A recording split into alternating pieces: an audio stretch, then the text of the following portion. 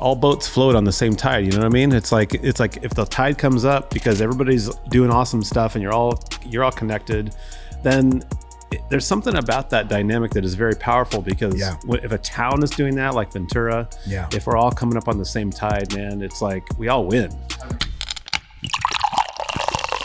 You are now tuned in to Sippin' with Sky. Ladies and gentlemen, thanks for tuning in to Sipping with Sky with your boy Sky. And today I have an amazing guest. This is one of my great friends.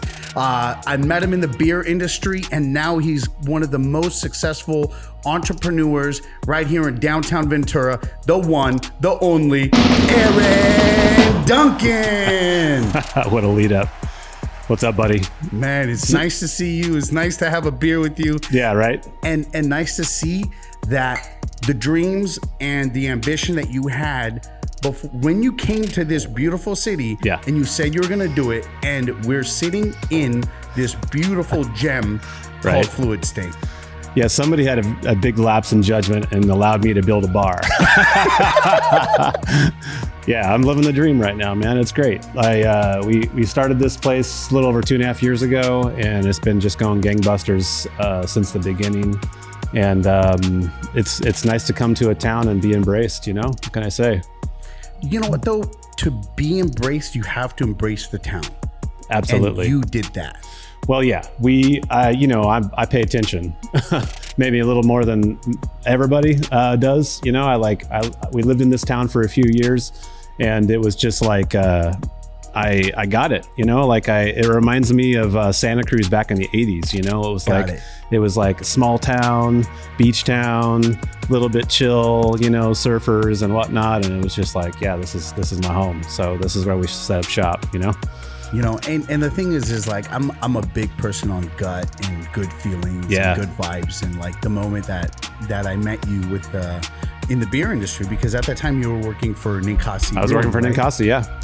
So I got hired with Ninkasi back in 2013. Damn, it was that long ago, yeah. Huh? Okay. Yeah, that's when we met. It feels like yesterday, bro. And they needed me to come down into the Central Coast. So my territory at the time when I first got hired was just south of Monterey all the way to the LA border, which is a pretty big territory. Really spread out, not a lot of people. And so I had a big job ahead of me. It was to launch a new brand, an out-of-state brand. That nobody knew in the midst of a lot of competition, because let's face it, there's a lot, even more now, but back then there was still a lot of good competition in California. So. And at that time, craft beer was trying to it was trying to take over it was trying to get into the consumer market, but it was still slow at that time. So how was the struggle dealing with that? Well, it was the right time, you know, because everybody was hungry for something different, you know, and they didn't want to drink what their dad drank. They wanted to drink something new, something exciting, something with more flavor. And you know, Oregon has a mystique about it. So fortunately, I worked for an Oregon brewery. Okay. And I treated it like it was my own business. Honestly, I came down here and I just attacked it. And we had some amazing numbers the first few years, you know. And then every town in California opened a brewery. Right. And, you know, it was fine, but I just decided I wanted to go in a different direction, you know, and open this place. Having been, we can get into that later, but I did that before, and was planning. If you don't mind, I want to get into that now, because I mean, right now we're sitting in one of the most successful restaurants where it's always packed in here. You're doing great business, great quality food, great customer service, great environment, atmosphere is off the chain. I want to get into some other stuff about that, but this all came from a failure. Pretty much. So I mean, it depends on what you define as failure, you know? Like, there was no other way for me to learn what I needed to learn in order to do this place, except to go through all the trials and tribulations that happen when you open something for the first time, and you see what works and you see what doesn't work, and you know, essentially I got a PhD in what not to do. Respect, right there. Dude. That's, you know, but that's real business. A lot of people think that they're just gonna blow up and kill it out of the gate, and you might blow up, but you might not know how to run it. Right. And that was my story. You know, we opened a place up in Santa Cruz called Smoke. The concept was wood-fired everything, was craft beer. So it was wood-fired pizza, there was barbecue, there was all kinds of, we had burgers, wings, things like that. Craft beer, good wine. And so it was awesome. People responded very well to it because just like Ventura at the time, Santa Cruz was full of a lot of kind of touristy places, kind of places that had been around for a long time. And they'd just been making it because there was nothing else, you know, around. And so when I opened Smoke, it blew up. I mean, it was a small place, and I had for the first like probably year, it was like standing room only in that place. But I didn't know how to run it. You know, I mean, I had too much staff. My food cost was too much. There's all these things that were just like, they were just not profitable. And it took me about 3 months to actually 3 years to actually get to the point where I was making a little money. Wow. And that's rough, man. Like you're not paying people, you're not paying the government, you're not, you know, it's 100%. It's a tough lesson to learn, but there's nothing better than the pain of going through that to teach you lessons, you know? Honestly, that's the only way I learn. Yep. I'm damn near 50 years old. And I'm still bumping my head against things that I probably should have learned back in my 30s. But you know what? It is what it is. And look, because of all those lessons, right? Yeah. And I love how you twisted that. You're like, I wouldn't be here today if it wasn't for me learning. So yeah. So I honestly consider that a success in that sense. Respect to because I had to learn it. And so it was a place that I went and put money into and put blood, sweat, and tears into, and it came out. I was able to sell it. So, you know, I came out okay, but at the end of the day, you know, let's face it, it was not run right because I wasn't a seasoned restaurant guy. 100%. You know, so I did that, and then I worked for Ninkasi and got me down here and fell in love with Ventura, and I knew that I could take all the lessons that I learned from that first venture and do Fluid State. Now, not only is your pizza here off the chain, right? Thank you. Which Thank you brought basically a similar it's the recipe you brought there and you kind of spruced it up a little? Well, what it is, no, not really. I've actually been doing pizza for like 20 plus years. Okay. I've done all types: wood-fired pizza parlor, family style, you know, in American style, whatever it is. I've pretty much done that style.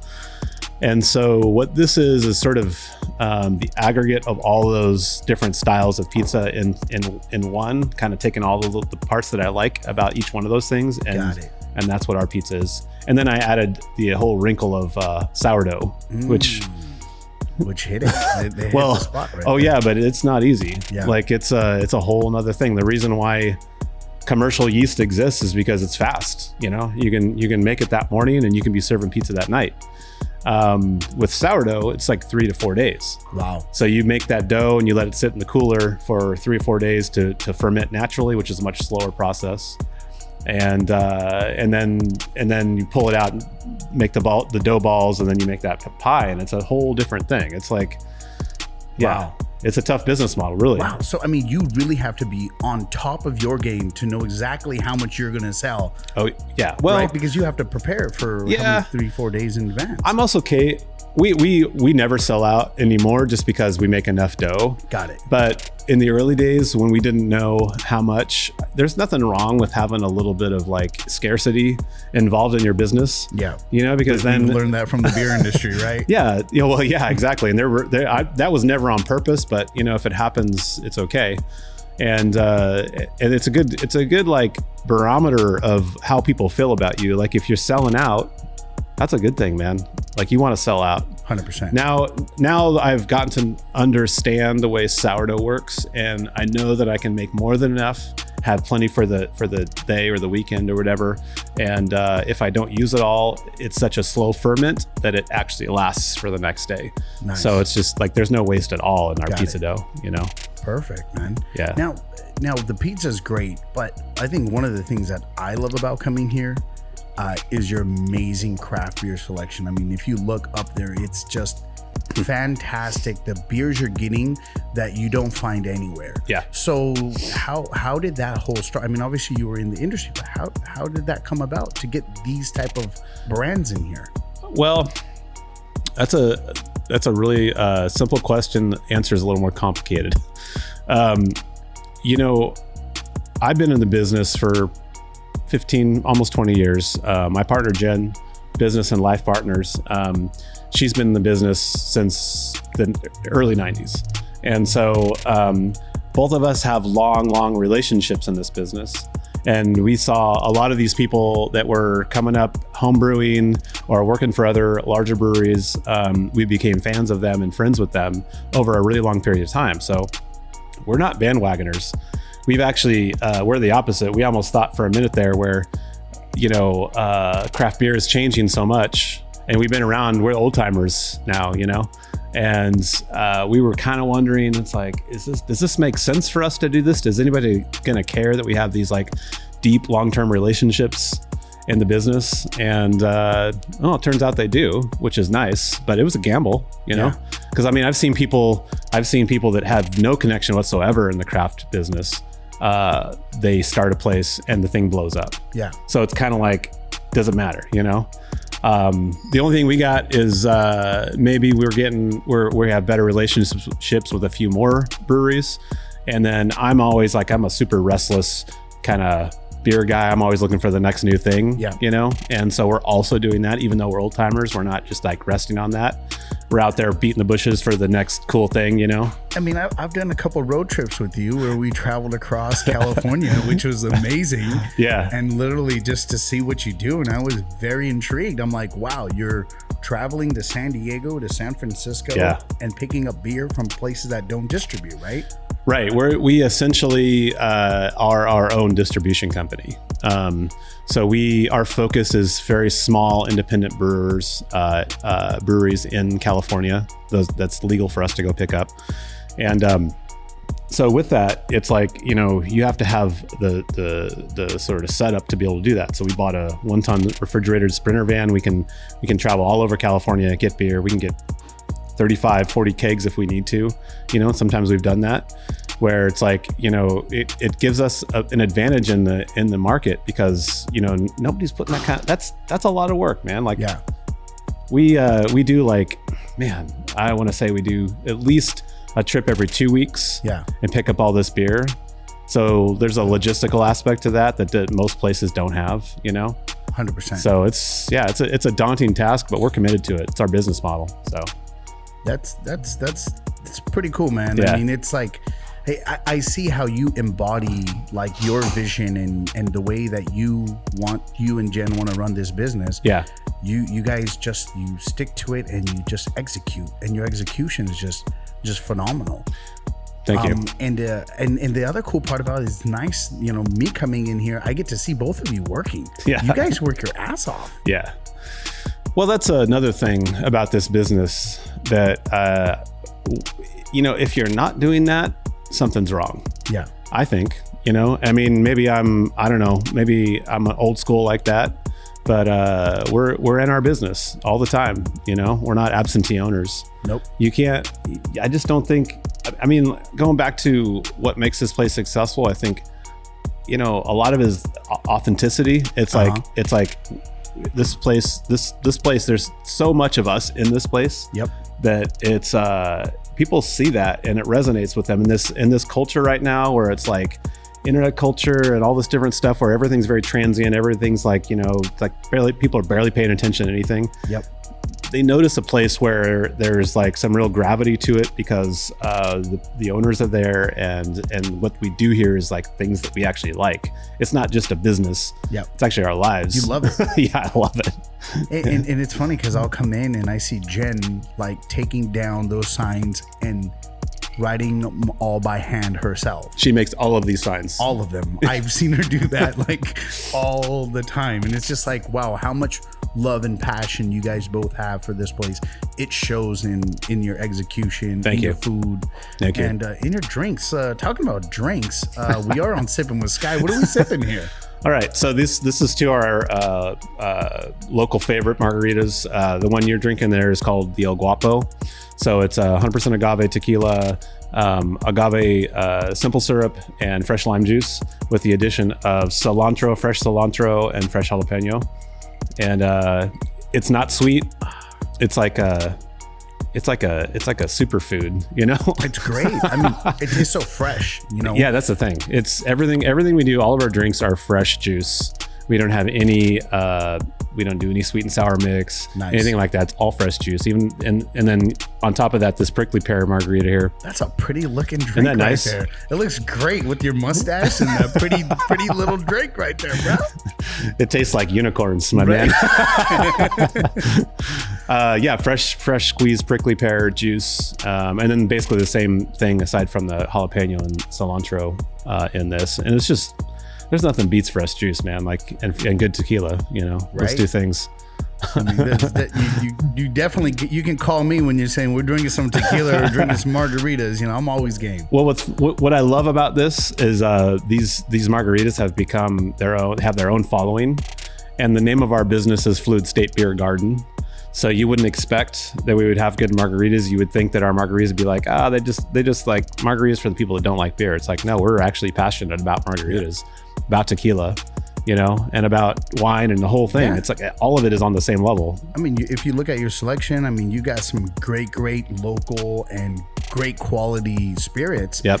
And talking about your bar, I just love the way it's set up. It feels so cheers, like family can come, like people can hang out, you know what I'm saying? It's like it's just good feelings, and the way that it's set up, like you're literally like around people. Yeah, like that's you can sit definitely... down, you can come alone. I've came here alone, sat at the bar, and ended up talking to people for hours. Yeah, you know what I mean? That's how it rolls. Yeah, well, that's all by design, you know. I mean, Jen and I are big fans of kind of old school bar culture, where the bar is like the meeting place. It's the place where you come in, you know, and just talk about real things and just to hang out or just have a good time, whatever.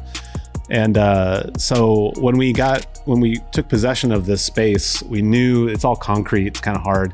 We knew we needed to do something big with the bar, so we built this big horseshoe bar. And it's beautiful. Well, thank you. Yeah, I mean, I saw pictures. Is it true you actually did a lot of this by hand? Oh, it's all by hand for sure. I mean, I had a contractor, but between Corey is I'm drawing a blank on his actual contractor name. We can put that in there later. Yeah, for sure. But Corey is the guy that actually like partnered with me, and Corey Thomas. Okay. He partnered with me on this bar, and he saw the vision right away. Like, I want to do something warm and inviting, and so this bar is all one tree. What? Yeah. So that's crazy. I didn't even know about that. Not only that, but the bar and all those 3 tables out there are all from the same tree. Wow. And that's why we didn't, when on those tables, you can't see that now, but those tables, they actually have the original cut on the tree, so that when the lumberjack was actually fell in that tree, there's like that diagonal cut and that straight cut. It's on the back side of that. So in a way, we wanted to like honor that old tree and not make it all perfect. It's like how it came, you know? Wow. So this redwood is from a good friend of mine in Santa Cruz, his Corliss Brewing Company.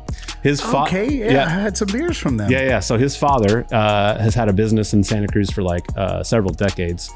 And he has accumulated all these trees because he has a business where it's like he clears land for the county. If there's a big storm, trees come down, he'll come and take that away. It's a firewood business, and now he just pretty much does like slabs of beautiful wood because he's been accumulating wood for like 20 years.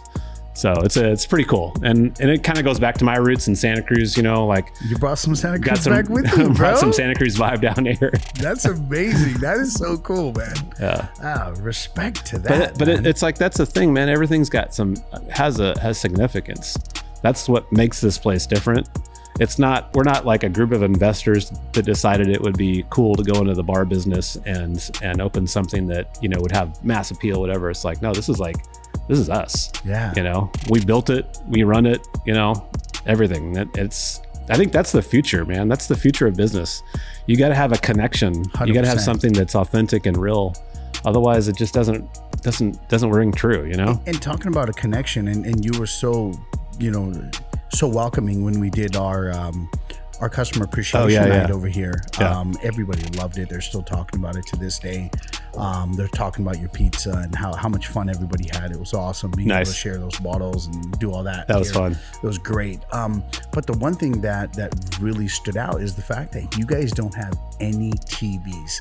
Anywhere you go in downtown, you see TVs. Yeah. You have no TVs, yet your seats, we have to wait to get a seat. Yeah. Well, again, it's, maybe I'm just like old man, get off my lawn kind of thing. But I think that kind of stuff, having TVs that distract you, I don't think anybody really, really wants that. I mean, I think that, sure, if you want to go watch a game and there's something on that's great in that moment, but just to have background noise of televisions, it's like I'm having a conversation with you and I'm like, there's a TV over your shoulder. Half the time I'm like looking up, Yeah. And so if we wanted to have that real kind of bar culture experience, there had to be people sitting around the bar talking to each other, not distracted, being able to focus on conversation, because that's where the life's at, man. It's crazy how much strategy you put in and then you execute it on that. Because a lot of people get in and they have no idea what they're getting themselves into. Yeah. They kind of have an idea and they put a budget or they do this and do that. Now, obviously, with your experience, if somebody wanted to open up a restaurant or bar, can they reach out to you, or is there any? So we do consulting too. Oh, really? Yep. Awesome. Yep, we've done that. We don't do a lot of it because we're so busy. And we obviously, if we partner up with somebody, it's got to be somebody that we believe in. 100%. Because our name's on the line too. If we work to consult with somebody that the concept didn't make sense to us, then we're sort of on the hook with that. 100%. So it's your reputation, right? Yeah. So we don't need to make to be busier right now. But if somebody were to come along that wanted to do this business, man. Even if it's not us, I would highly recommend hiring a consultant that's in the business. I agree. Because it's tough. I've been in Ventura for my whole life. Yeah. And I don't think I've ever seen a place successful in this building ever until your place. Yeah. I've just seen them open and close. Sure. And over the last 10 years, you've been the most successful. Financially, you're packed, you're running a great operation. Thank you. Kudos to you, bro. Like, that is really cool. Thank you. One of the big things that I wanted to touch on is I also have a relationship. Me and my wife, we're business partners. Yeah. And we run it together. Yeah. One thing's awesome is I see how much energy you both put in. Sure. Right? So why don't you talk to me a little bit about that experience? So first, before you start putting energy into a place, I think you have to be very real with yourself about what you're good at and what you're not good at. You know what I mean? Because lots of people, because of, outside pressure, or they feel bad about this thing, they try really hard to overcome their sort of downsides and go into business actually doing things that they're really not suited for, 100%. Honestly, that's something that happened to me with my first business too, was because I was the owner and I did everything in that place, and I was good at about half of it.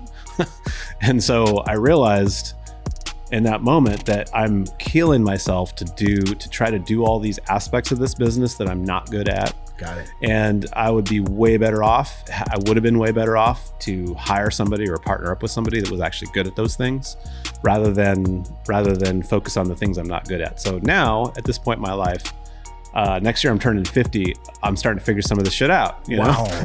I forget that, you act like a 21-year-old. I mean, you got the energy of like a young kid. And that's crazy. But I appreciate that. I'm not. I feel that every morning. But part of the reason maybe for that is that I'm excited to like, once I've learned a lot of things the hard way, and I've gotten to this point in my life where I'm like not focusing on the things that I don't do well. I'm actually like focusing on things I do well. And when you focus on the things you do well, it can't help but be successful, because that's what you're suited for, So that's just like, I forget what started us on this. I think it was like somebody opening a new business, and what that looks like. But man, like, I spend a lot of time doing the things that I'm good at, and I spend very little time not doing the things I'm not good at, you know? And that's smart. That's if we focus survival. on 100%, right?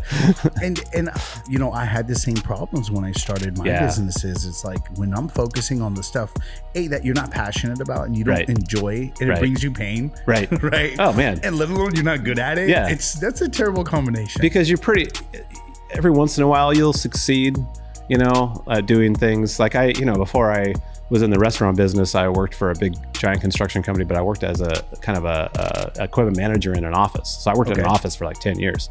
I'm definitely not good at that. I don't see you in an office at all, bro. Exactly. So, you know, I was like sending emails, doing spreadsheets, you know, like I was doing a lot of that stuff. And oh man, I see you more as a lumberjack than somebody in an office, bro. I actually do like cutting wood. So, you know, that's funny. Yeah. Man. So once I got out of that and I started actually doing this restaurant thing and then figuring out what within the restaurant business I'm good at, then things started clicking, you know? So yeah, they definitely clicked, man. It's this is one of our favorite places to go, and you know, in Ventura, pizza places. It's you guys and Toppers are my favorite.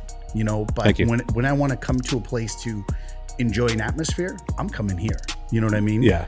And it's just what you guys done is remarkable. The drinks, the food, the energy. Thank you. But talk to me a little bit more in detail about, you know, working with, you know, your significant other, because I really want to dive into that because, you know, me being in a working relationship, it's like there's goods, there's bads, and what advice would you give to somebody else? Because I know there's a lot of couples that want to get into business together. Yeah. What advice do you have for somebody getting into business with a significant other? I would say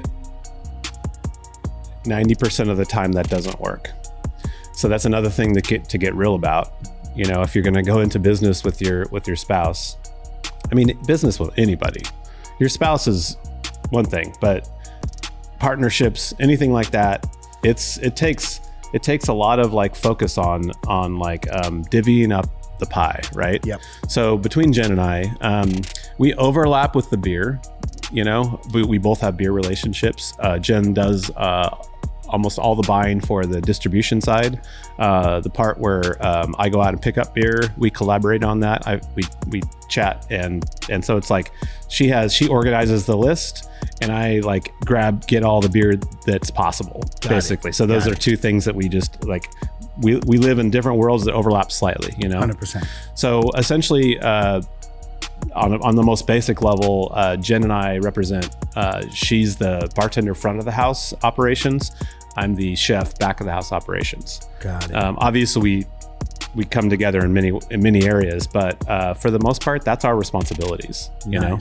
And then Jen takes care of all the bookkeeping. She keeps a great financial bookkeeping setup, and that's another secret to our success, man. It's not my forte. Right. If I were to focus on that, it would not be pretty. Right. It's not my thing. I feel you, man. I feel the pain because I'm the same. I'm like, me and you. This is why yeah, exactly. We're like two of the same. So my wife does the same for all of our businesses. So that's it. So any other tips that you would give to somebody that's worked well for you? Because I mean, being in a successful business for 2 years, and you know what? Before we even get into that, I want to backtrack a little bit. Yeah. You got into this business. How did you even start? Oh, let's get back to the core, because you were working for a distribution company, right? Somebody else could be working somewhere else, and they have this dream, right? Everyone has a dream of doing something. Are you talking about the first restaurant or now? Now. Oh, okay. Like, how did you actually fucking do this? Like, okay. This is really remarkable. I want to get into I know the process, but I want to know the process of how. Man, it's like I don't know if this would work for everybody, but for me, I have, generally speaking, like 10 different unique business concepts rolling around in my head, like all the time. At all times. I told you we're brothers, bro. And I'm just like, each one of them could be successful, but it really depends on the location. And it depends on who you're partnered with, and there's a lot of things that like it depends on. So when Jen and I met, I knew we were going to do something like this, some kind of like bar, restaurant kind of thing. Jen wasn't totally convinced because she has been a bartender for well over 20 years. And so she's seen a lot of restaurants come and go, a lot of bars be run incorrectly. So she was a little bit jaded with that. She was like, man, I don't know if we should do this. Of course, I'm the eternal optimist. So I'm just like, of course it's going to work. Of course we're going to do this. So my thing at that point was to find the right location. And first we sat down and we just kind of talked through, once I had her on board, talk through what we really want, what was important to us. Big one for us was outside seating. Yeah, that's something that is not so much a thing in California. It's weird. California is beautiful weather. The most beautiful state. You know, like the weather's pretty much as good as it gets down here, and there's so little outdoor seating, and so that was a prerequisite. So we were looking. Then we were looking for spots, right? And how long did that process even take you? A year and a half. I mean, actually longer than that. The truth is when we were living in Santa Barbara, I was living in Santa Barbara in 2013. I was looking in Santa Barbara too. So it was just like, but finding that perfect thing where it's like the building's awesome, the space is exactly what you want, the rent's okay, the landlord is somebody you can speak to. Yeah. You know, there's so many aspects to it because when you sign a lease, you're connected to that individual, whether you like it or not, for however long that lease is. In our case, 15 years. Yep. So it's like a marriage, man. I mean, like that connection with the property and the landlord. Yep. And so we had a couple of other opportunities before we found this place. But the truth is, even though we were looking at other places, I wanted this place. Yeah. Because I watched the previous business to us spend like a year building it out, tons of money. They rebuilt the deck. They had everything engineered. They spent a bunch of money. So I knew that if this person went out of business, I would be walking into a space that has been gone through. And now all you need to do is put your touches to it. So there's certainly there's certainly some strategy. There's like luck and strategy. Wow. Those two things kind of coming together in the cross there. You know, it's like patience. Oh yeah, patience. That's a big thing, man. When you're first doing it, people feel like they got to hurry up and rush. Don't do that. Yeah. Do it when it feels right. Don't do it because you have to do it. You know, so this place finally went into business, and I still didn't have a connect. I didn't know who owned it. I didn't know any of that stuff, and so I was basically like doing laps around this place, man. Yeah. I mean, I once I saw the sign on the front door and knew that it was out of business, I was just trying to connect with anybody here, and finally, they were unloading off the back deck. I mean, these guys were shady, man. Like seriously, it was kind of gnarly. They had broken into this building and they were unloading equipment. Oh wow! Right. So I saw that happening and I pulled around to the back parking lot and I just thought, you know what? I've got nothing to lose here. I mean, if they just don't want to talk to me, fine. But I'm not leaving until I get some sort of name, at least a name that I can figure out who the owner of the property is. You know. And so, long story short, you know, I went in there, it's like, you guys looking to sell business, sell equipment? What are you doing? I kind of started up this conversation. Of course, at the time I was like Mr. Sales Guy for Ninkasi. So I was like, you know, talking it up. And after about 30 minutes of commiserating with them about how difficult it is to run a business, I got the info out of them and called the guy up, and it was this guy, Frank Nam. May he rest in peace. He just passed away about 6 months ago. Mm-hmm.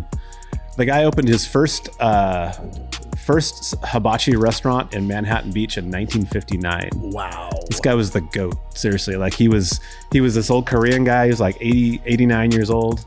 The guy was just, I mean, as a restaurateur myself, I had so much respect for this guy because he turned a very, very difficult business into essentially a fortune.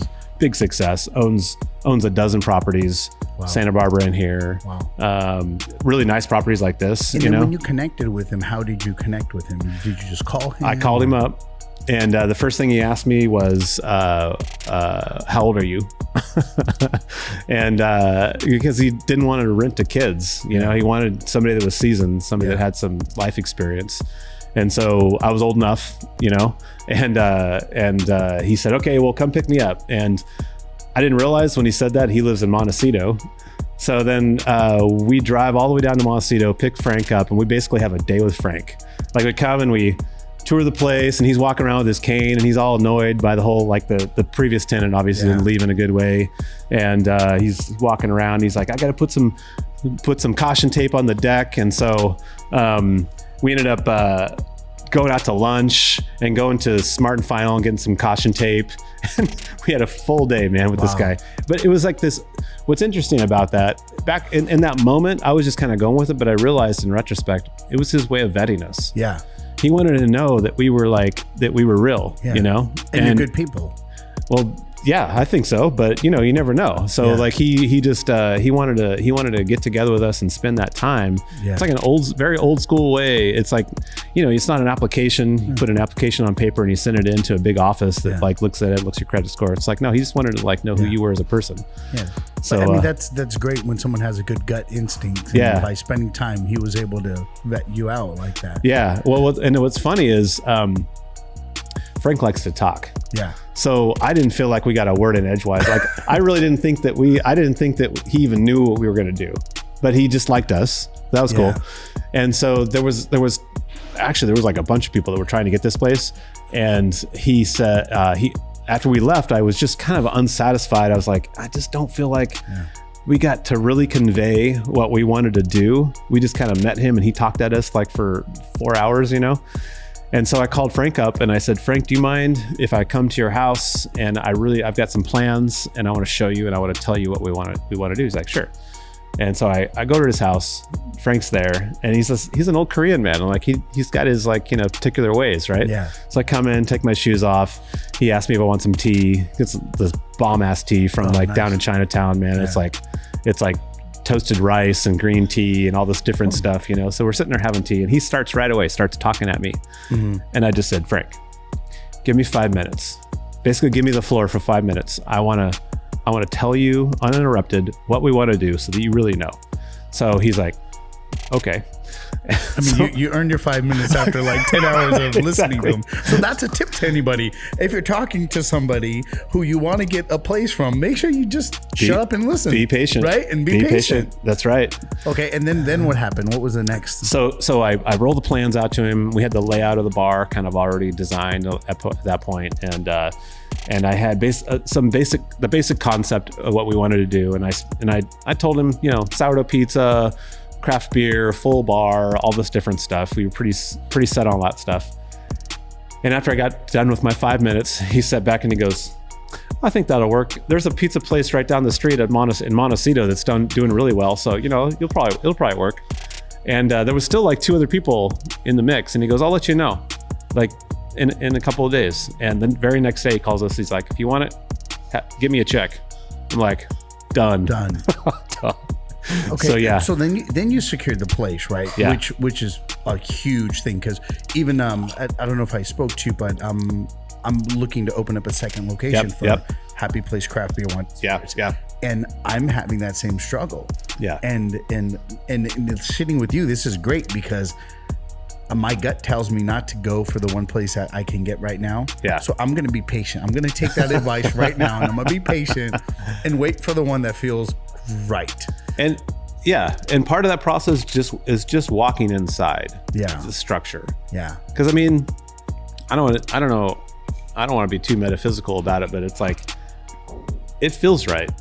You know, this place felt right. Yeah. Even though the way it was set up was completely different than it is, just the building itself. Yeah, even the outside is so beautiful. Right?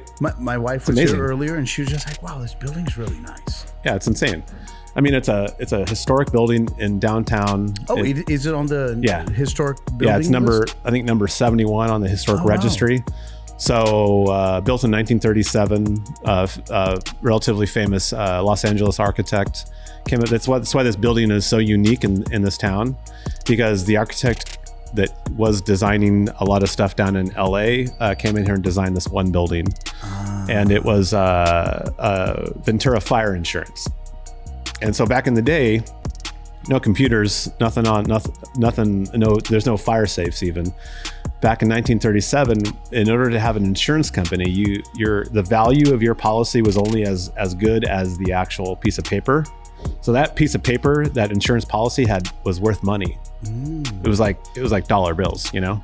Wow. And so what they had to do was take everybody's policy and keep them in vaults and fire safe vaults, because it is essentially the same thing as money, right? Damn. If the policy, if the insurance contract and the policy burns up, that's the only thing. It never exists. You're not going to go back to the computer and print up that policy again. That thing's done. So anyway, they built this thing like a bank. It's all concrete. There used to be 2 vaults. There's still a vault downstairs that exists. But we're gonna have to go check that out. Oh yeah, for sure. You got to give us a little tour. The tour for sure. The old vault door that used to be up here is now downstairs, but it's a pretty cool building. Now, question: if somebody dropped in your DMs and says, "Hey, you know what? I want to check it out," would you take somebody down there? Sure. So you got to drop in your DMs. What's your Instagram for Fluid State? Fluids at Fluid State. At Fluid State. Yeah. And then we have 2 now. One of them is just kind of our page that we put all of our random stuff on. And then we have another page. It's more of a lifestyle page. And then our Instagram that is our tap list is called at Fluid State Now. I like that. So it's like... Yeah, you're showing me that. I like that. So it's 24 posts that represent 24 taps that we have.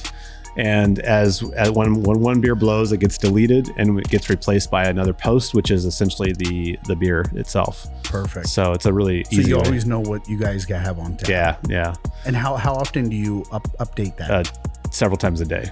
Oh, wow. So instantaneously, like when you drop something, it's real you're time. switching it. It's real time, yeah. So literally Jen's over there working on putting the graphics up there and you're taking a picture and posting it at the same time. Yeah. Wow, that's pretty impressive. So you got this beautiful place. Yeah. You wrote him a check. Mm-hmm. Now, obviously, to do this type of place, I mean, you need quite a bit of investment. So now what was your next step and how did you even go from where you were to here? So the next step for us, we had some of our own money, but we knew we needed more. Okay. And so the next step for us was to secure funding. We ended up having a few friends and family type investors come in and give us about $60,000 towards the build out. But we knew we needed a lot more than that. Yeah. You know, I mean, this is a broad brush, but on the cheap side of restaurants, it's very difficult to spend less than $250,000. Yes. And that might be a big number if there's lots of people probably thinking about doing something like this. And it depends on the restaurant, of course. Yeah, and the size, right? We're a full liquor, full restaurant, you know. If you're just doing a tap room, you could probably get away with a lot less than that. But the truth is it's expensive. There's so many things that cost money that you don't realize until you get into it. So for us, we were the next step was getting enough money, because the last thing you want to do is be underfunded. 100%. That is also what I did the first time wrong. I thought I had enough money when I opened my restaurant. I had almost nothing in the bank, which is worst case scenario. So then for us, we knew we needed enough to build out and have a nice cash lump in the bank, so that just in case if we start up and we're slow, we can weather that first year basically. That's real talk, man. Like people think they can get around that stuff. You can't. Now, most businesses fail because they're underfunded. That's usually the reason. People assume that, hey, everything's good. Then they can't pay their employees. And everything goes downhill from them. Yep. So you got your 60 grand from friends and family. You got the money that you and Jen had saved. And then where else did you go for money? Then we also got a loan through the city of Ventura. They have a small business program. And essentially, like, if you can't get a conventional loan someplace else, their rules are much easier to adhere to. So we sought out funding from a bank, and because we're brand new, we have a business that doesn't exist yet. Yeah, banks are very hesitant, especially restaurants are very hesitant to loan you money. Now we could probably get money from a conventional bank, but back then, that's what the VCBC does. Ventura County's business something. They're awesome, honestly. They really did help us. So they basically like represented the other half of our funding. Sweet. I mean, we had about $100,000 of our own money, $60,000 of investment, and we got another $125 from. That is amazing that there are resources out there that if people actually look into, that can help them create their dream. Yeah. Versus looking for reasons not to do something because you don't have all the money or enough money. Right. So that's amazing. So in order to do that, I just want to like also visit this is we spent a lot of time writing a business plan, you know, making it make sense, having a solid concept that is actually like a viable business. Yeah. You know, doing our research on the demographic, you know, we did a lot of like stuff that people probably are just like, oh yeah, I'll do that when I'm a real business or whatever. It's like, no, you got to do all that homework beforehand, because if you go to a place like VCBC, it's not VCBC, that's Ventura Coast Brewing Company. Anyway, I think after this we're going to be ready for a beer. Yeah, we need a beer, right? Yeah. Going through that organization,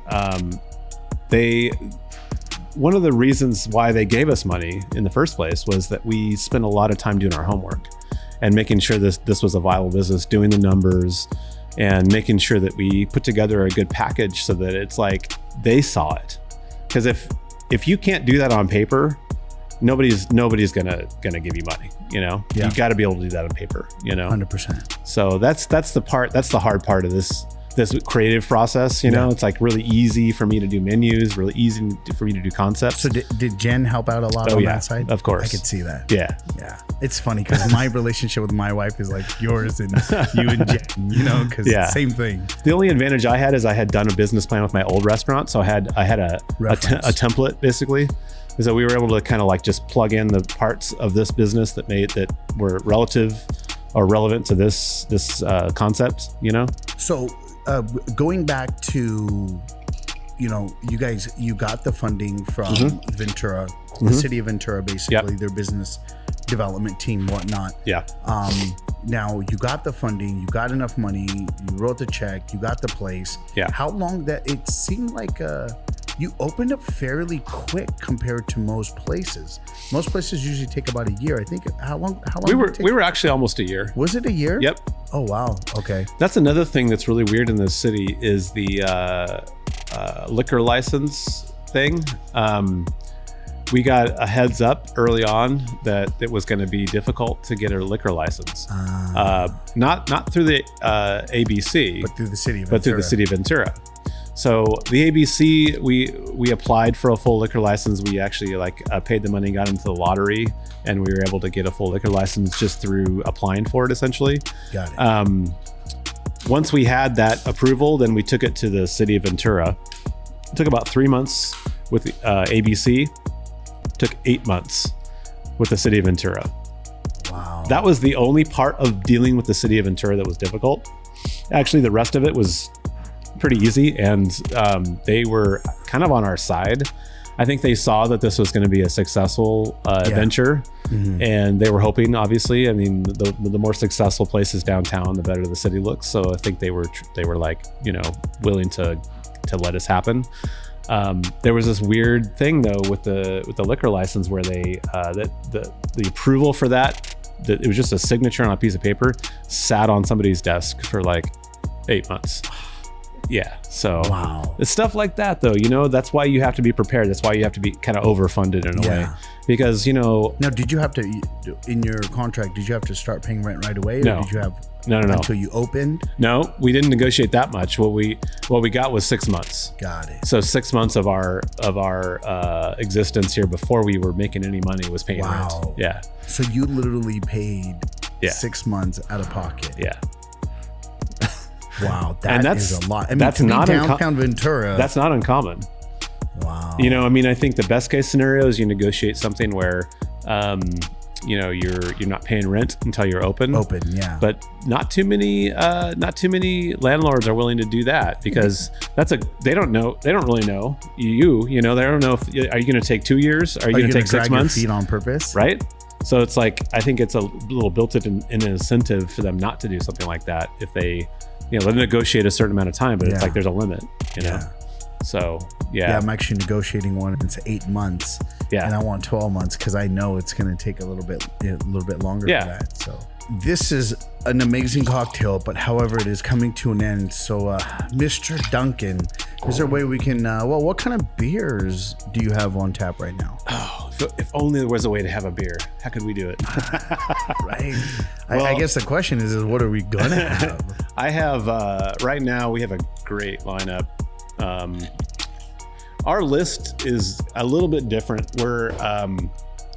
We tend to really try to represent every beer style out there. Anything from light lagers to barrel-aged stouts and anything in between. So just a big variety. There's imported things. I'm there's not hoppy driving things. right now, so you can pick whatever you think All is right. hot. Maybe we'll get a couple of them. Little taster. Let's do it. Let's take a quick break. Let's go bring those beers over here, and let's continue to continue on this podcast with Sippin' with Sky. Sounds good, my brother.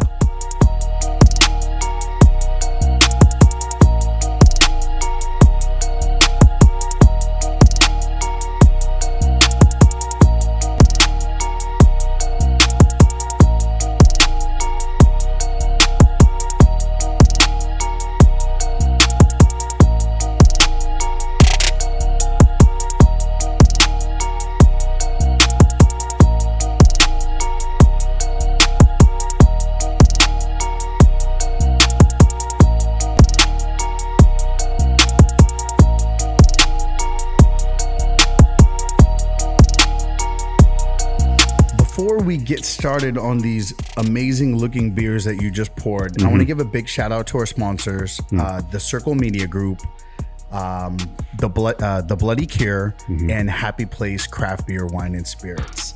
Definitely, if you're looking for craft beer, you want to get it shipped to you, or you want to buy it in store, check it out on Instagram at We Deliver Liquor. So now that I'm looking at these beers, I'm getting really, really thirsty. Why don't you tell me what I have right in front of me? Okay, so left to right here, or depending on how you're looking at it, maybe right to left. But that one right there. So that is the one of the purest representations of a traditional German Helles lager. That is a Marsbrau. They're in Bamberg, Germany. And the Germans and the Czechs figured this out a long time before craft beer existed. They are the original craft breweries, really, in my mind. These European breweries that spent hundreds of years perfecting one particular type of beer. Wow. So what that is, Helles Lager, it's the lightest German style. The way that should taste is very dry, very easy, very you could just drink several of those and be fine. Easy. Yeah, it was really clean, easy to drink. Clean, beer. Very little hopped. Now what do we have here? That's a new brewery that we just brought on, Brewery X. They're down in Anaheim. Shout out to Brewery X. These guys are killing it. Yep. So what that is a juicy West Coast. So it's a very clear beer, not hazy at all. Oh wow! But it's like a lot of aroma hops, not a lot of bittering hops in that, and so the style is sort of like the new school, a new school West Coast IPA essentially. I really like it. I mean, I could see somebody who's not like really heavy into IPAs yet, and they want to get into a really nice, tasty IPA. Yep. That's the beer. Delicious. Yeah, it's sort of in my mind. We sell a lot of hazy beers here, but the truth is, hazy beers tend to be a little difficult to drink over a long period of time, because they have a lot of body. There's a lot of non-dissolved solids and a lot of things going on, flavor components in that beer that makes it difficult to just session that beer. By session, I mean have 3 or 4 over a conversation over a long period of time. So that beer represents in my opinion, the evolution of the West Coast style and also the hazy style, because it's very low bitterness. It is. And there's a lot of aroma, but it's a very clean, clear beer, and it's eminently sessionable. Like you could drink 100%. Over 2 hours, you could drink a few of those and be totally happy, Yeah, and one thing that about beer that I find really interesting, the diversity that you have here is incredible, and the diversity that there is in the craft beer industry. But one of the things I want to touch upon is something we've had a discussion about this in the past, but about how people recommend the wrong beers to the wrong people. Correct. That we get that a lot. Well, people get excited about beer, whatever they're drinking, right? And so the tendency is to assume that everybody's going to like what you like, you know. And so the biggest problem in craft beer are the people that have developed a palate for hoppy beers, and then somebody that's new sits down next to them, and they're looking at this list and they don't see anything up there that they even recognize, and so they're looking for advice. And then the craft head sitting next to them will be like, "Oh, bro, you got to try this like double West Coast thing. It's like amazing. You're gonna love it." And then they take one taste of that. They've never had an IPA in their lives, and they just think, "Oh, I guess I don't like craft beer." Yeah. And so that's essentially what we try to head that advice off at the pass. Our bartenders do, and we try to actually like meet somebody where they're at in their trajectory of drinking craft. If they've never had anything but a light lager or a golden ale, we're not going to recommend the double West Coast. That's amazing, because a lot of places you go to, the bartenders don't know shit. True. Nothing. Yeah. And the fact to be able to walk into a place to ask for a recommendation, and they're going to base it upon what you like to drink. Yeah. That's great. And at our bottle shop, we always make sure that everybody asks what they drink before you recommend something. Yeah. So that's beautiful that you guys are actually implementing that here. Thank you. Yeah, I mean, it's important. You know, like this is, you look at this list and you could definitely be overwhelmed. Even people that have been drinking craft beer for a long time will look at this list and not see more than a couple beers that they even recognize. You know, so we represent that sort of leading edge of the industry in that sense. Like the beers that we have on are really like cutting edge. They're right on that like cusp of the best, right? Yep. But that means that there's a lot of beer on here that you don't know, you know? 100%. And so it's our job. Which is why I love coming here. Like, I mean, we have thousands of beers, right, at the bottle shop, right? Yeah. And I come here and I see beers that they don't even can them. Yeah, exactly. Right? Yeah. So if somebody wants an experience, Draft something only. amazing, like you come here and you find some fucking amazing beers. Yeah. So thank I get you. excited. I'm like a kid in a candy store in here, bro. I think that's a part of our success, obviously, is just and we rotate. We have 24 taps. We rotate them all the time. Yeah. We'll get a little nervous about putting the same beer on a couple times in a year. Wow. So that just tells you where we're at with this. We're just like, everything rotates. It's all like fresh, all good. It comes in and goes. And if you want it, you better get here. You know, one thing I really like, I can bring a friend who drinks Bud Light, right? Or Miller Lite, and they come here, they have a huge amount of selections. Not just one, you have two or three different light beers. That's right. Right? Yeah. And the fact that you understand that, and you know you're not going to sell Bud Light, you're not going to sell Coors Light in here, but you're going to sell beers that are better, that taste better. Yeah. And you will actually allow people the opportunity to try some amazing craft beers that fit their palate. I think I would argue that if you come here and let's just say you've only been drinking Bud Light, Coors Light, whatever, and you come and you try an American light lager, or like that Helles lager that you just tried, the first one, which is the lightest German style. If you drink that, I think you're going to like it more. And because there's just more there. There's more flavor. There's not a bunch of adjuncts. There's not a bunch of like food science going on. That's beer. That is original beer. That's how. So that came all the way from Germany? Yeah, from Bamberg, Germany. Wow. Yeah. Man, you impress me with beer every single time I talk to you about beer. I thought I knew about beer, and I'm just over here getting schooled all the time. Well, talking about beer. All right. Now there's a beer right there. This smells delicious. Okay, so that's that thing. You cannot see light through that beer. That thing is dark as night, man. It's just it's something special. So what that is a big high gravity imperial stout that's aged with hazelnut coffee beans. Oh wow! Yeah, and that's from Prairie. Prairie. I could taste Prairie. Yeah, you know Prairie. I knew it was Prairie, but I like the hazelnut. And Prairie's known for their Prairie Bomb. Yeah. And chilies and cinnamon and chocolate, things like that. This is a little less spicy, you know, but there's a lot of depth of flavor there, you know. So much. Yeah. So you have essentially like the lightest to the darkest right there, you know. I mean, I like mixing my drinks, but these are three that you don't mix together. No. You drink them separately just to F FYI to anybody watching over here, but we're professionals. Okay, yeah, so we could do all that. We can mix it up. Time, right? But yeah, no, this is that's what I love about it here is I get to try all these different beers, and you guys are so passionate about beer as you know I am. I mean, I love craft beer. I've been doing craft beer for 12 years. Been in the industry forever. Dude, I have to say, man, like one of the reasons we connected too was anytime that I was selling beer, trying to get into your store, like get my bottles in there.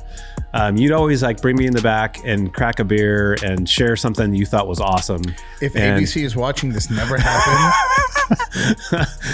Like, we'll share the real deal. It's all right. Yeah, this is what makes this is craft beer. I'm sorry. This is how it rolls. Yeah. And that's way more about the excitement about the beer and also just the relationship part of that. And 100%. that's what I also want to like. This is a major important thing that if you're starting up a business, make it about the relationships 100%. that you are in and around you, and those people will make you better. 100%. And you know what? Even for me, I think the most valuable thing I have right now in my life, other than my wife and my son, is my relationships I have. Absolutely. That's it. Like nothing else is as important as my relationships. It really isn't. I mean, it's like the most important. It's like the thing that's going to make you the happiest in your life. 100%. Making money in business, it's great, but at the end of the day, it's not that important. Yeah. And what is important are the people that you connect with along the way. 100%. And I think your business is arguably going to be more successful if that's your focus. 100%. And the funny part is if you chase money and money's what you're chasing, so it doesn't chase you back. No, man. And I've been fortunate just to mentally never care about the financial side. Like, obviously, we know it's important. We want to make sure you got to care about it, but not to the point where it's more important than people, right? That's also going back to what I said about being real with yourself and what you're good at and what you're not good at. If you go into business doing something you're good at, the money's going to follow, man. It'll come. But if you're doing something you're miserable at, it's going to be almost impossible to really like make a living at that, So yeah, I'm a big fan of that.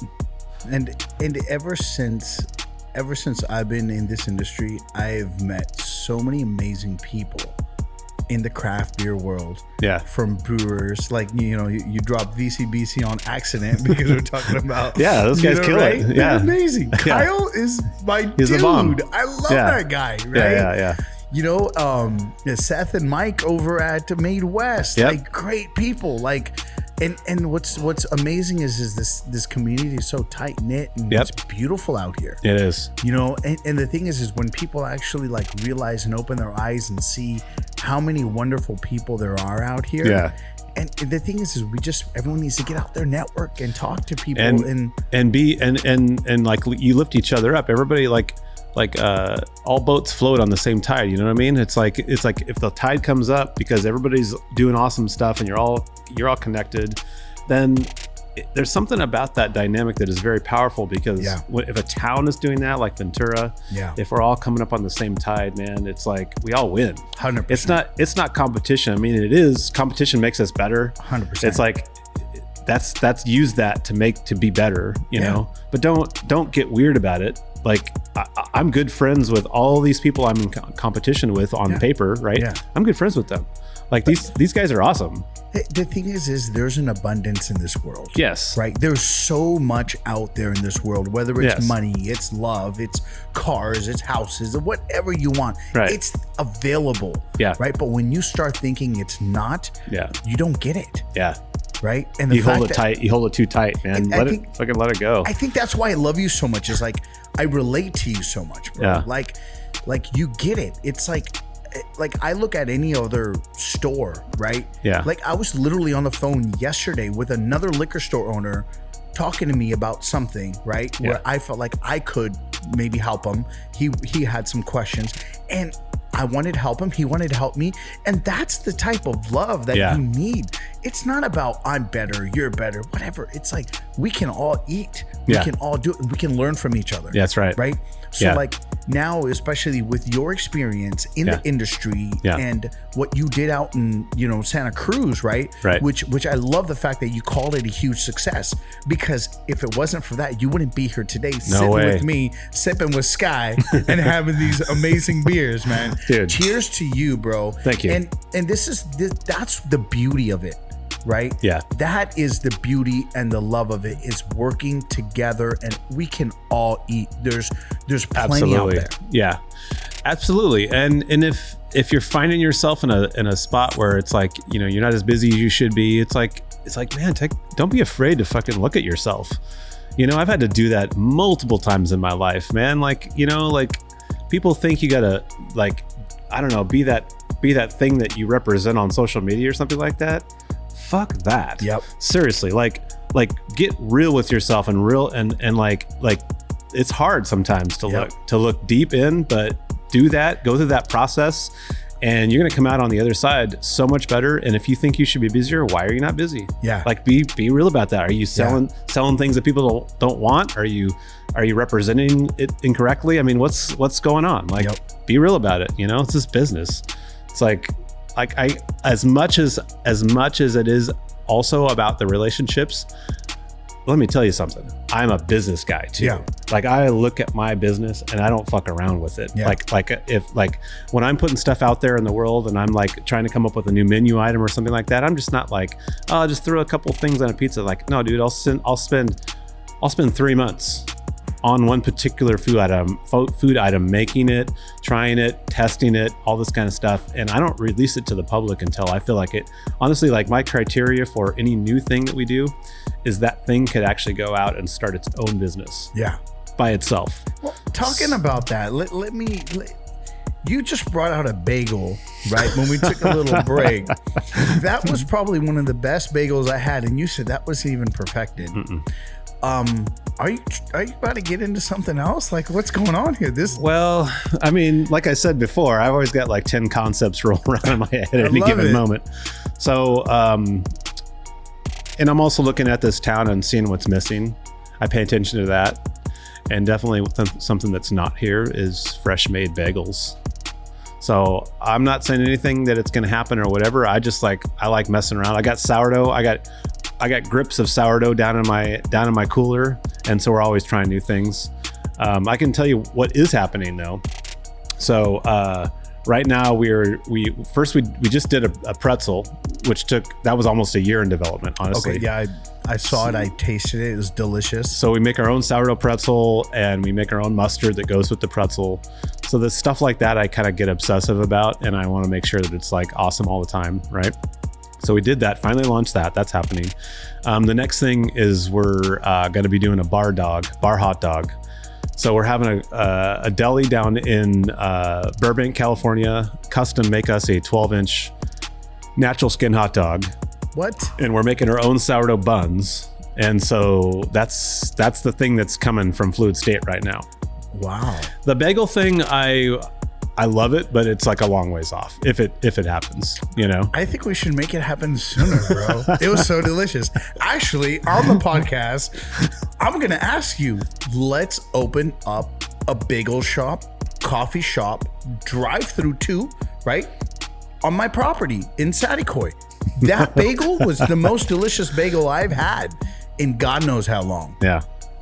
We're gonna have to talk about this. We'll talk about this because that was amazing, and if I can't be a part of it, I want to eat it. So that's all I'm saying. Like, I want that to happen. Yeah, a bagel is serious. I just love your creativity. Your team. You surround yourself with the right people. You and Jen, you guys are absolutely killing it, and I'm honored to be your friend, and likewise, sir. I love you, brother, and I love what you guys are doing. This is fucking fantastic. Thank you, man. You have me as a fan, a friend. I'm one of those super fans too. Well, thank you. I mean, it's cool to come. This is not my hometown, and so. But you love it like it's your hometown. Oh, I absolutely do. Like you've been in love with Ventura before Ventura fell in love with you. Right. You couldn't have been the businessman you were here. No. Ventura doesn't love you if you don't love it back. Yeah, exactly. That's how Ventura is. Yeah, so we didn't act like outsiders, even though we kind of are. We lived here for. I forget that you're from Santa Cruz. Yeah, and exactly. I know that shit. I know, right? But that's why we're here, though. Like, this is we just closed the deal on a house up the street here. So congratulations. So by the way. we're here That's for amazing. for the fucking long haul, man. Hell yeah, man. Like we're here, man. That makes me happy. Yeah. So this is not like, we don't take this decision lightly to open a business here. It's not like we're just like transient. We're going to move on. It's like, no, this is our hometown now. This we're gonna operate like that. So. And you know what? You fit right in, bro. You fit right in. You got a heart of gold. You care about people. Oh, thank you. And you know what? Your execution out here is just crazy. So if anybody's listening, whether you're from Ventura, California or not, you need to stop in. Yeah. This is the spot. Thank you, Scott. This is my favorite place to come have a beer and a pizza. Yeah. Period. Appreciate it. Like, no doubt. Now, don't get me wrong. I love Toppers too. Hey, Toppers is the bomb. Toppers is the bomb. We're good friends with those guys. They're awesome. Yeah. The Jonkers, they're the greatest. Yeah. They're about to open a place down the street here, by the way. That Transmission Brewing. Oh, that's them? That's them.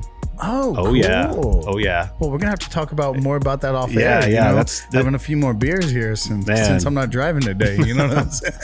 Yeah, they put in a 30-barrel Rolex system, I think, which is one of the more expensive brew houses that you can build. Wow. They had Germans here for about 2 months doing all their welding for their hard pipe, which is not normal. Wow. When you've never had a brewery before. Wow. And when I go and pick up beer, I have people asking me about who put in the 30-barrel Rolex system in Ventura. So that's the Toppers family, the Jonkers, awesome people. I wish them the best. And you know what? They do a great execution. The place is amazing. Yeah. I was there yesterday, I was there last night, and I'm here today. You know what I'm saying? So, like, you guys are my two best spots to come to. But when I want to come have a beer and pizza, it's 100%. Appreciate I'm at it. Fluid State. So if y'all don't already know, Fluid State is the spot. I endorse it. I love it. I love the people behind it. You guys are just killing it, man. Thanks, my man. I want to say thank you so much for being on the podcast with me. Well, it's an absolute pleasure. This has been fun. Yeah. Well, and I love that I'm the first one. You are the first one. Woo! Wow, this is our first episode. Wow. You know what? This is the first time you've been on an actual podcast too. Yeah, that's true. Yeah. Wow. I'm like I said, I'm the chef in the back. People don't want to talk to me. They just want to eat my food. Brother, I just want to say I love you. I thank you for being my very first guest. Thank you, sir. And I also want to give a big shout out to Arron Productions for coming out and videotaping this whole thing. And so without them, this wasn't possible. Without you, this isn't possible. Yeah. And without all these amazing beers that we're going to keep drinking. And it is already noon, so I don't feel bad now. You know, when we're drinking at 10, maybe it was a different story. But you know what? Before we go, give me your top 3 tips for somebody who's about to start a business. Because you've learned a lot between Santa Cruz and here. What are your top 3, especially for somebody who wants to get in the restaurant industry? Because I think it is really, really important to learn from somebody who's done it. Right? I mean, I know you've learned from things that you've messed up on, right? And that's how you say you learn. I'd rather have people learn from the things you messed up on. Okay, I'm gonna give you the tips for somebody that's never owned a restaurant. Okay. And is going to do it for the first time. Perfect. Don't listen to anybody. Okay. Do what you are gonna do. Okay. Even if that means that it doesn't work, it doesn't matter. If it's not authentic to you, it is not worth doing. 100%. So I love it. To expand upon that first tip, especially when you're a brand new restaurateur, people are going to tell you to do all kinds of things. And some of that is good advice. Most of it's not. And so you just got to do it yourself and not listen to anybody. Number 2, be well funded. Be well funded. And that means getting real about the numbers, man. Like you got to sit down. We were talking about this earlier, but you sit down and a lot of people make the mistake of like listing all the big items, like the big dollar items, the 100%. The oven, the bar, all these like equipment, things like this. And the truth is there's probably about twice as much cost involved in just the basic stuff. Glasses, silverware, little things, So basically my rule of thumb is take what I think it's going to cost and double it and get the money for that, and then get enough money to put in the bank after you spent all that money. Wow. It's no joke. Yeah. And then the third thing, that's just keeping it real. That's keeping it real, man. I mean, like anything, people will tell you that you can do it for less, and I just don't think it's true. It's not my experience. Yeah. And it's not the experience of anybody that I've ever talked to that's actually done it. And the fact that if you can get the money first, and then you could do it for less, great. You got more money in the bank. Perfect. Now you can start paying back people quicker. You're in the best possible position. And then the location, but not so much the physical location, but the location with the landlord. That is another part that is really, really important. Like if you can't negotiate the landlord doing any kind of improvements, or you're feeling like you're having to put yourself out there financially so much more than you expected to. Yeah. Or you're just getting a funny feeling. I mean, listen to your instincts, man. Listen to your gut. I can't tell you how many times that I have in retrospect gone, I knew this wasn't going to work when I first signed up. Yeah. And then now 6 months later, it's not working, and I should have listened to that. Wow. That first feeling. Like your insecurities sometimes will override those instincts. Don't let it. Listen to that shit. Yeah. So you use your instincts. Got it. I love it. Yeah. I absolutely love it. And tip number 4 is hit up Arron Duncan on his personal IG. What is your personal IG? The Duncan. The Duncan. I fucking love it. I love it. I got that way back before IG was cool. I know. I've been following you since then, man. And so let everybody know how to follow you if you want to tell us your pages. The best is, in my opinion, is 2 pages for the business. At Fluid State on Instagram. We have a Facebook page, but the Instagram just kind of feeds to Facebook, so it's not really its own thing. Got it. And then at Fluid State Now, which is our current beer list. Follow those 2 things and you'll have everything all Fluid State. You'll know what we're up to all the time. And you'll if you follow the Duncan, you'll know what he's going to be up to next. And I really hope to one day do a business with you, man, because I love your mindset. I think it's inevitable. And we're beer brothers, bro. I know. So I just want to say big cheers to you. Oh, cheers to you, Sky. And Jen, and for everything you guys have done here. Absolutely. And thank you for embracing our beautiful Ventura, California, and making it your own. And now that you're living here, congratulations. Thank you. Congratulations on your over 2 years of success. Thank you, sir. To the next 20, infinity and beyond. Thank you, sir. My brother, love you. Cheers. Cheers, my man.